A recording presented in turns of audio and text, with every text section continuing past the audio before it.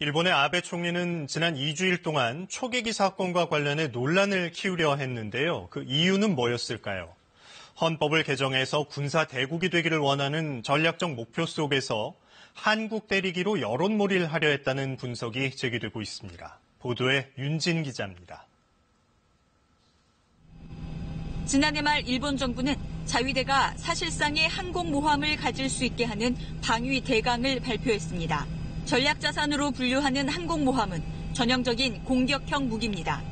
곧바로 평화헌법과 배치된다는 비판이 일본 안팎에서 이어졌습니다. 공교롭게도 방위대강 발표 직후 벌어진 초계기 사건.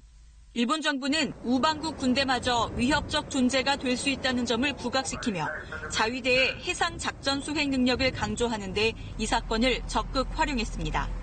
보통 국가, 즉 전쟁 가능한 국가가 되기 위해 헌법 개정을 추진하고 있는 아베 정부로서는 독도와 동해 인근 수역의 긴장이 높아지는 상황을 꺼릴 이유가 없습니다.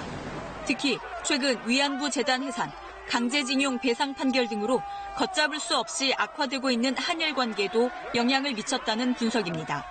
한국에 대한 울분 같은 것들, 쌓여있던 울분 같은 것들을 이번 기회에 좀 강하게 표출하는 거고, 또 하나는 어떤 자기의 정치적인 어떤 목표를 추진하기 위한 하나의 어떻게 보면 수단 같은 느낌도 없잖아 있고.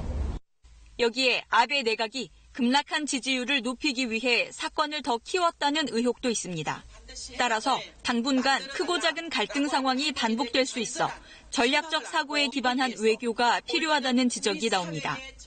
정상끼리 만나자라는 제안을 한국이 먼저 선도적으로 해줄 필요가 있다고 봅니다. 화난 일본을 성숙한 한국이 거두마 안는 그런 형태로 계속적으로 만들어가야 되지 않을까.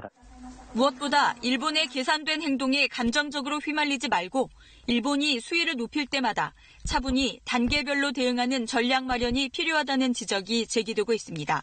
KBS 뉴스 윤진입니다.